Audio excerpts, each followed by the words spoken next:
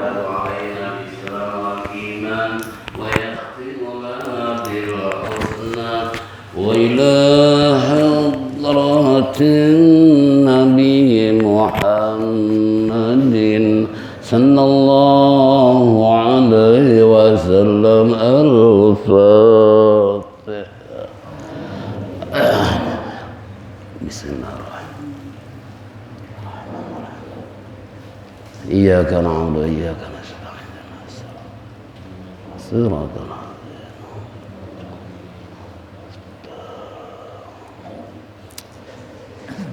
بسم الله الرحمن الرحيم. الحمد لله رب العالمين والصلاة والسلام على أشرف المرسلين سيدنا وشفيعنا ومولانا محمد وعلى آله وصحبه أجمعين. أما بعد فإن أصدق الكتاب الله خير الهدي هدي سيدنا محمد صلى الله عليه وسلم وشر الأمور محدثاتها وكل محدثة بدعة وكل بدعة ضلالة وكل ضلالة في النار. وقال المصنف رحمه الله تعالى وآدم النفع به وبعلومه في الدارين آمين. وقال Ma'asyiral muslimin wa zumratal mu'minin rahimakumullah.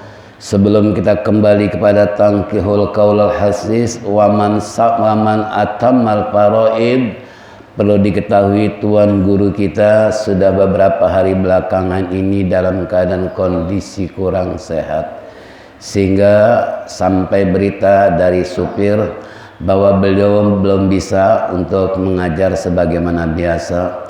Oleh karena itu mari kita baca Al-Quran suratul Fatihah, mudah-mudahan dengan barokah Fatihah dan karamah Fatihah Allah angkat penyakitnya sehingga sampai temu kembali sebagaimana biasa bi barakati ala hadhihi niyah wa likulli niyatin salihah wa ila hadratin nabiyyi Muhammadin sallallahu alaihi wasallam kirami al-Fatihah.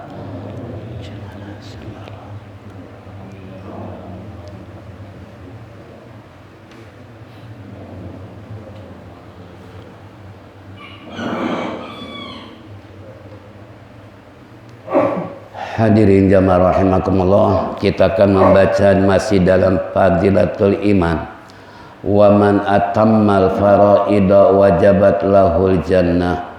Wa qala sallallahu alaihi wasallam al imanu la yazidu wa la yanqus walakin lahu ahadun ay ta'rifun fi zikri akradi furu'il iman fa inna qasafa fi haddihi wa asluhu syahadatu an la ilaha illallah wahdah la syarikalah wa anna muhammadan abduhu wa rasuluh wa iqamus salati wa ita'uz zakati wa shaumu ramadan wal hajju wa guslul janabati atau jinabati paman zada fi hadihi zadat hasanatuhu wa man naqasa fihi fafihi, yang artinya wa man atammal faraid, barang siapa yang menyempurnakan yaitu hal-hal yang wajib atau yang menjadi wajib padanya, wajabat lahul jannah, wajib baginya adalah surga. Qala sallallahu alaihi wasallam, telah bersabda Nabi sallallahu alaihi wasallam, al imanu la yazidu wa la yanqus, iman itu tidak bertambah dan tidak berkurang. Walakin lahu had, akan tetapi iman itu haddun, mempunyai had, batas-batas, ay ta'rif atau ta'rif atau definisi. Bizikri akradi furu'il iman, dengan menyebut yaitu rincian-rincian furu'il iman, cabang-cabang iman itu fa inna qasa fi haddi, maka terjadilah kekurangan masalah iman di dalam hadnya. Wa asluhu, dan asal yaitu pokok daripada iman adalah syahadatu, penyaksian bahwa tidak ada Tuhan melainkan Allah yang esa, la syarikalah, dan tidak ada sekutu bagi Allah, wa anna Muhammadan abduhu wa rasuluh, dan bahwasannya Nabi Muhammad adalah hambanya dan rasulnya, wa iqamu salati, dan mendirikan salat, wa ita'uz zakati, dan memberikan zakat, wa saumu ramadhana, dan berpuasa di bulan Ramadan, wal hajju, dan menunaikan haji, wa ghusl jinabati, dan adus junub alias mandi hadas besar. Paman zada fi hadihi, maka barang siapa yang bertambah di dalam hadnya iman itu, zadat, niscaya akan bertambah pula hasanatuhu, yaitu kebaikannya. Wa man naqasa fihi fafihi, dan barang siapa yang berkurang dalam had imannya, maka berkurang pula hadnya.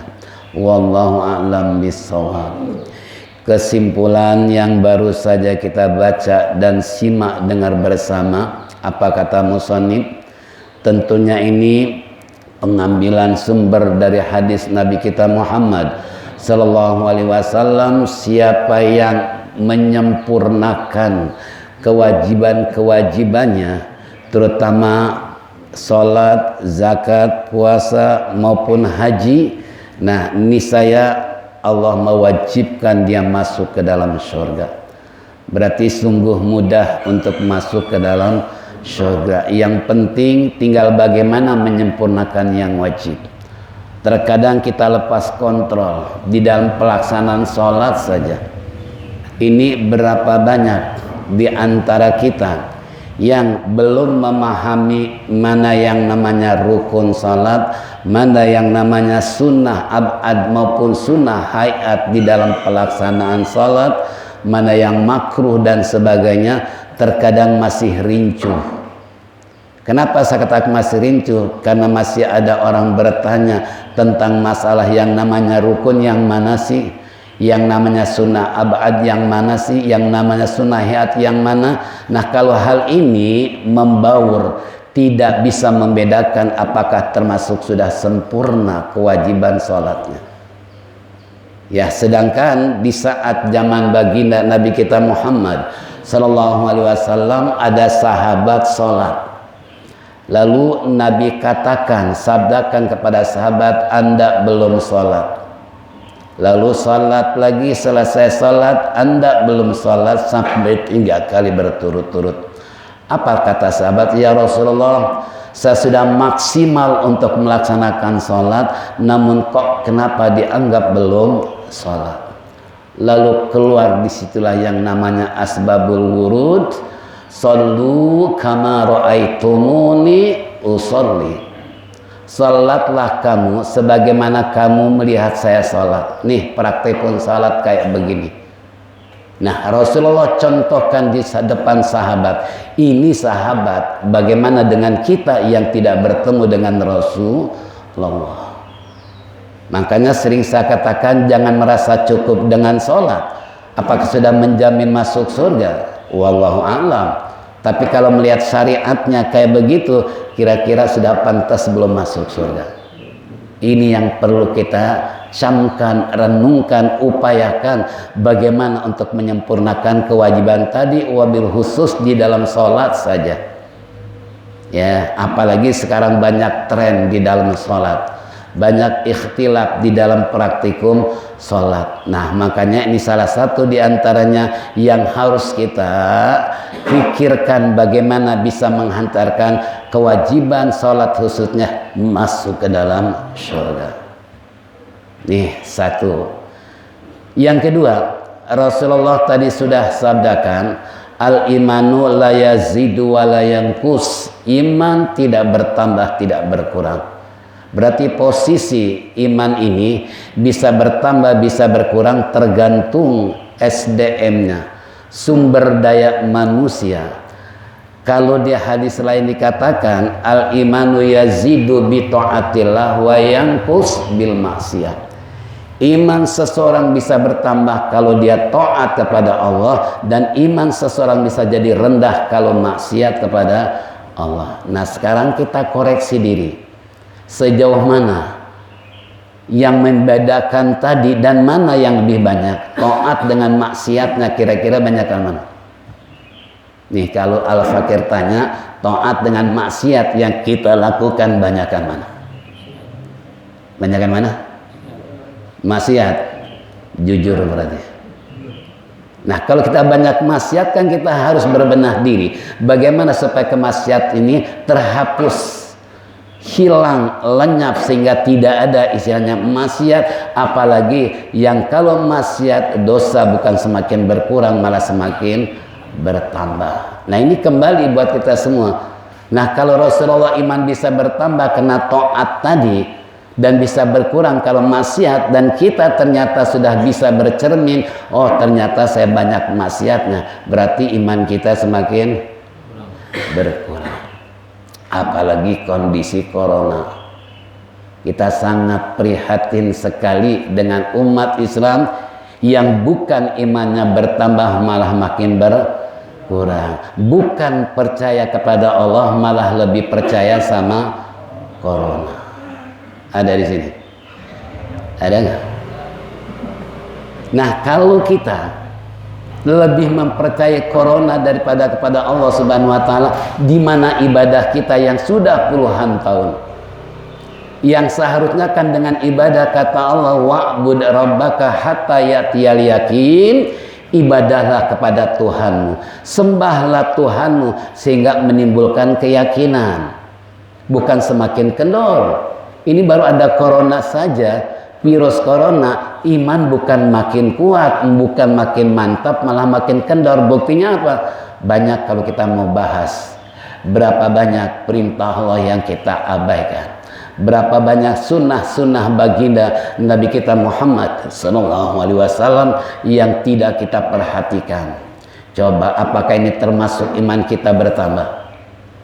Sedangkan di satu sisi, di mana bukti ibadah kita menjadi iman bertambah, keyakinan kita bertambah dengan adanya satu musibah corona saja, ternyata iman kita semakin kendor.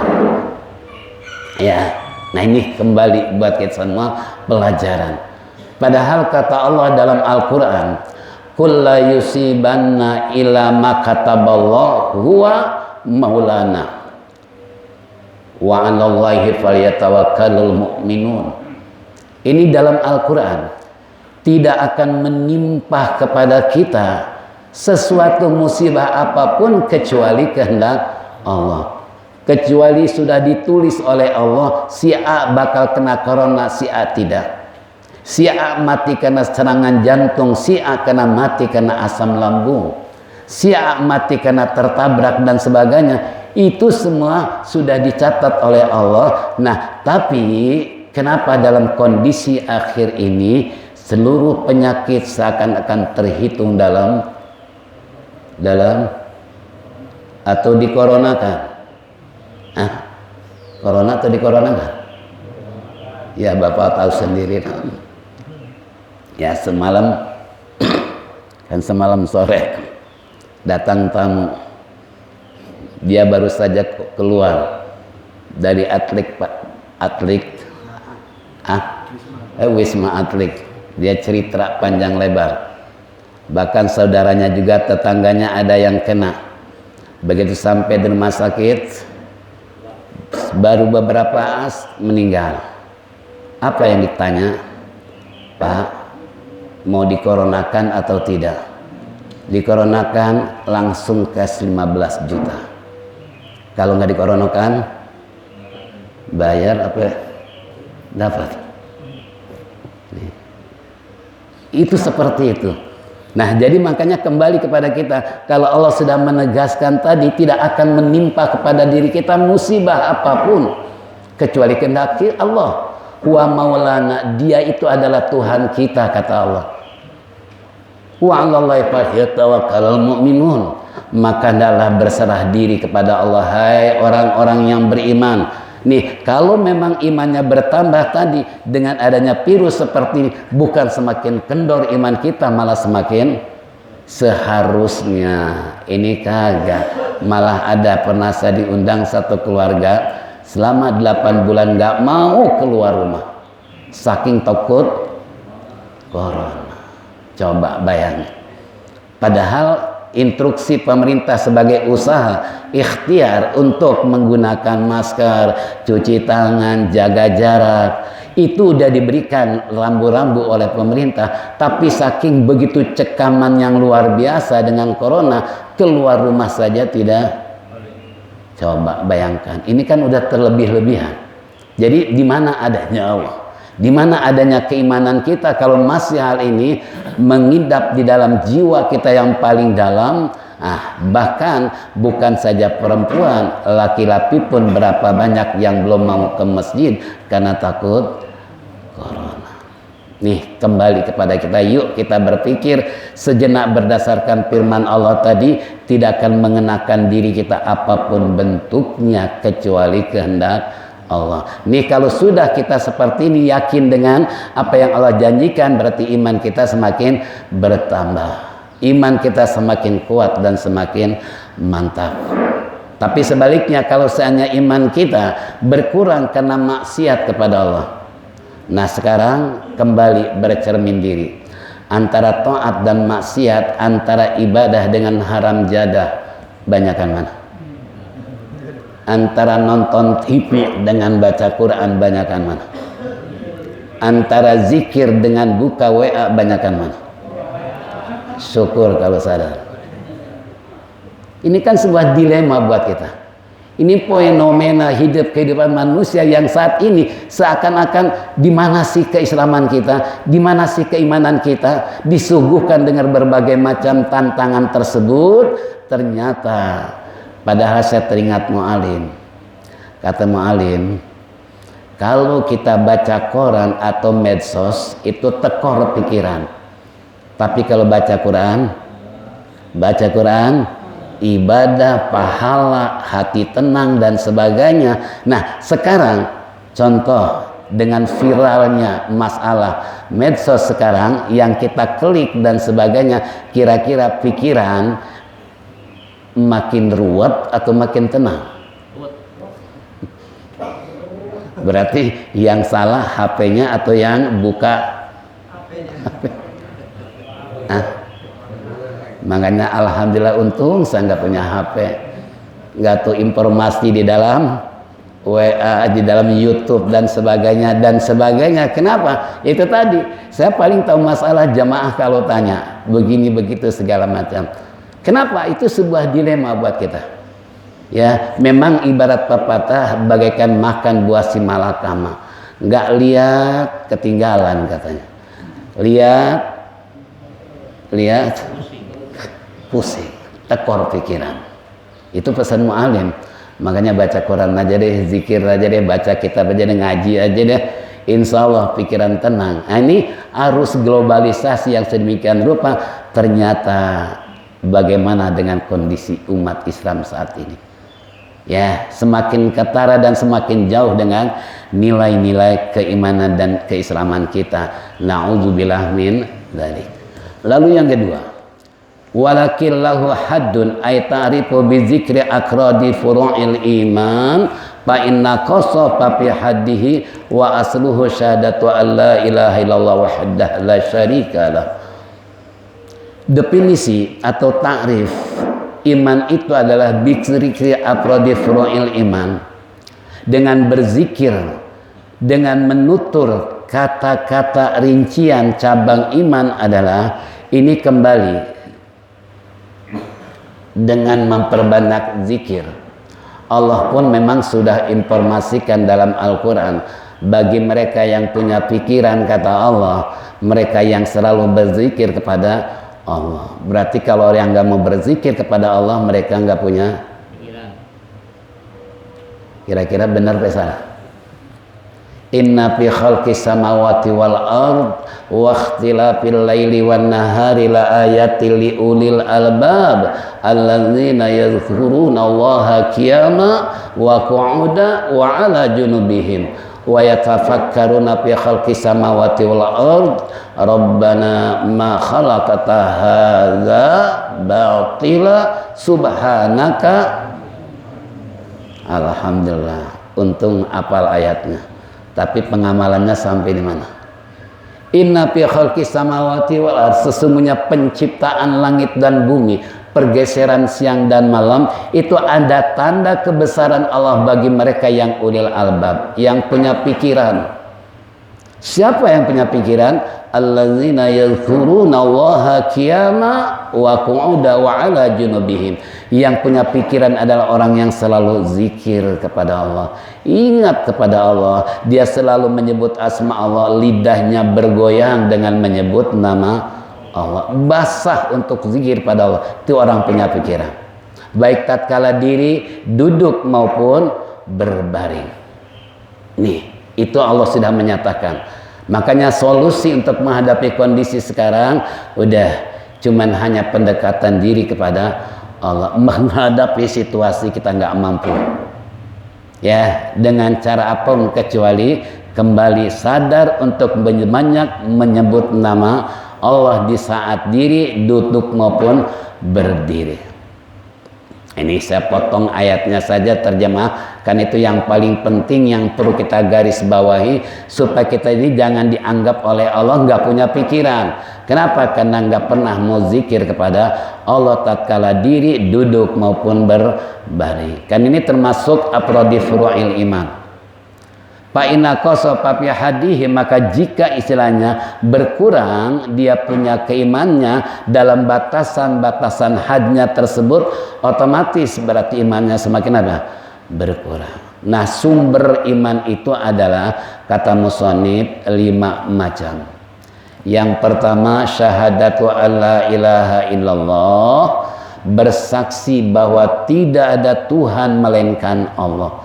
Ini pun sejauh mana pengamalan kita dalam mengucapkan tidak ada Tuhan melainkan Allah yang esa.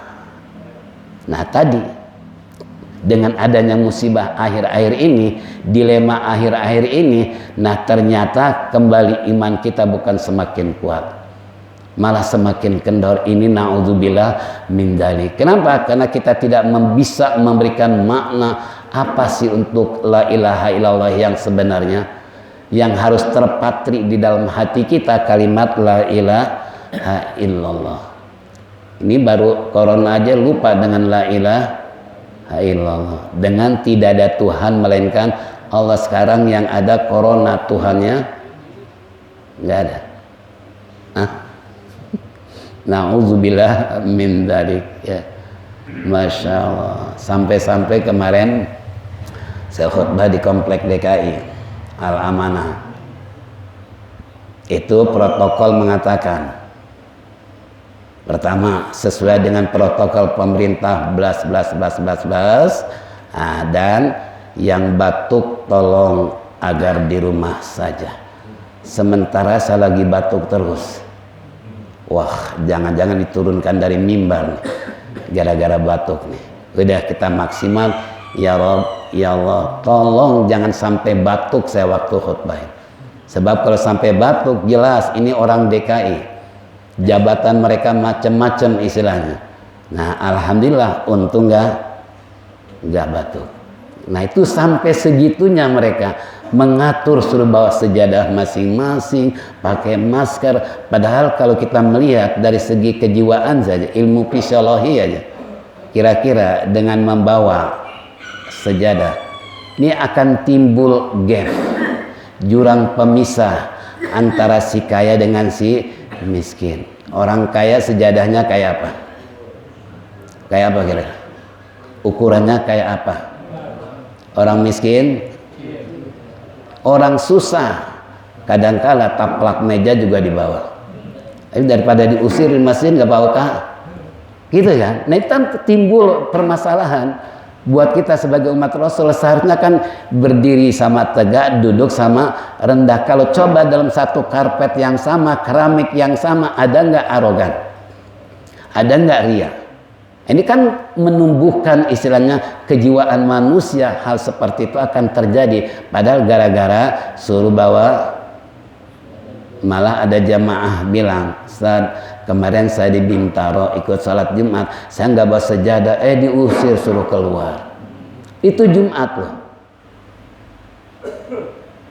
Bahkan Jumat yang lalu pun 2 minggu yang lalu saya khutbah kasih protokol, mari kita istiqomah dalam menjaga sunnah Nabi.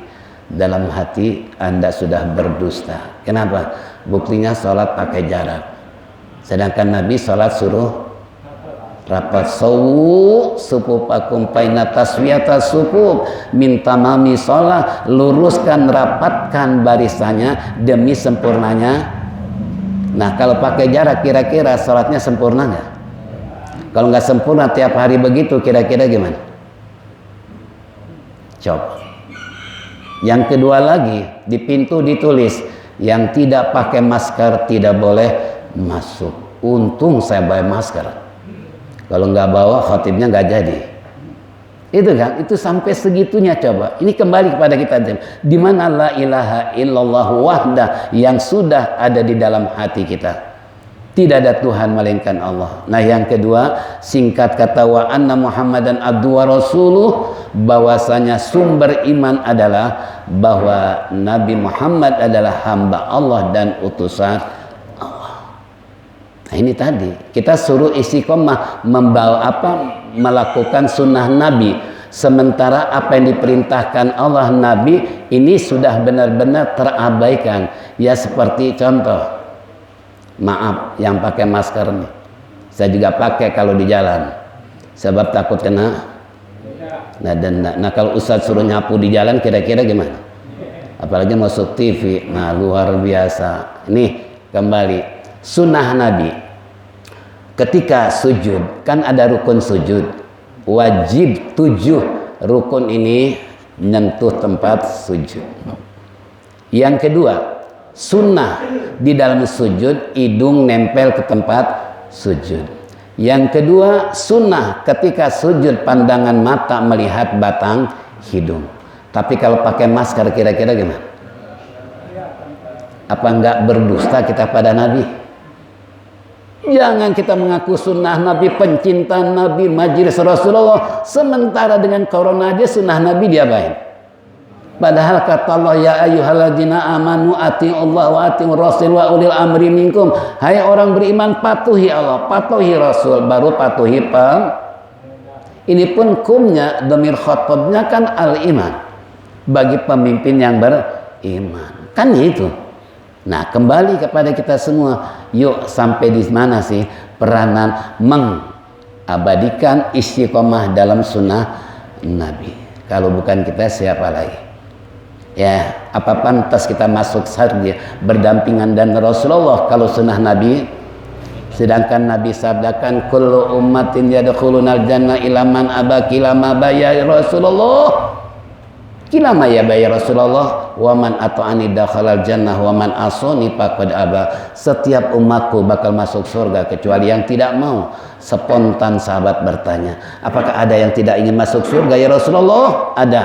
Siapa yang patuh dengan sunnahku, itulah orang pengen masuk. Tapi siapa orang yang enggan, tidak peduli dengan sunnahku, berarti dia tidak ingin masuk. Tuh, gara-gara corona berarti kita nggak mau. Na'udzubillah.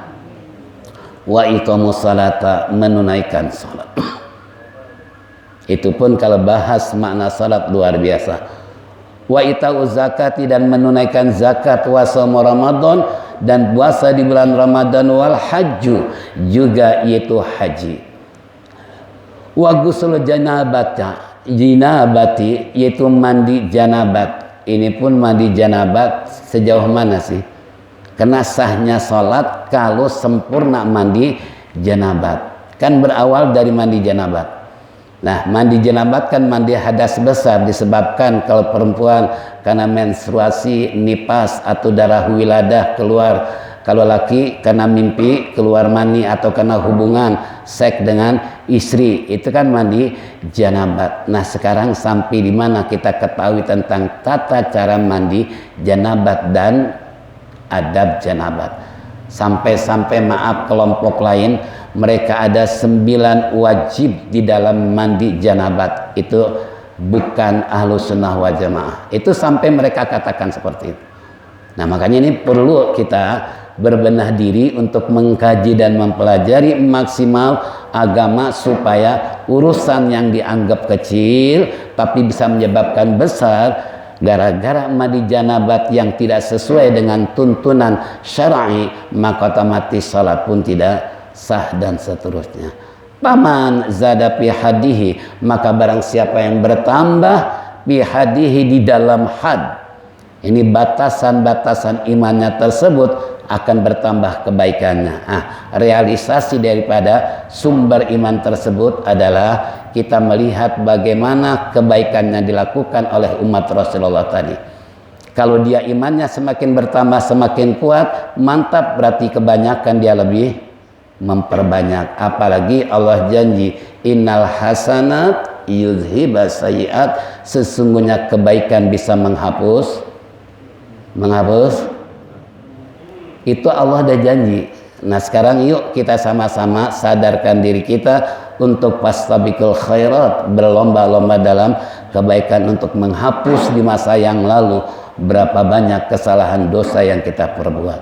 Yang terakhir, wa man naqasa fi papihi, barang siapa yang berkurang imannya otomatis kurang pula dalam amaliyah kebaikannya.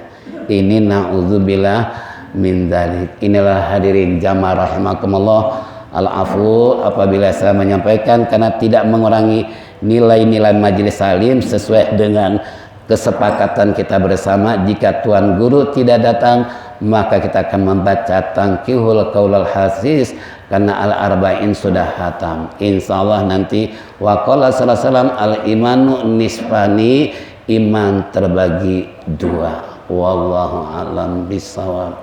Sebelum ditutup dengan zikir tauhid, ada beberapa maklumat.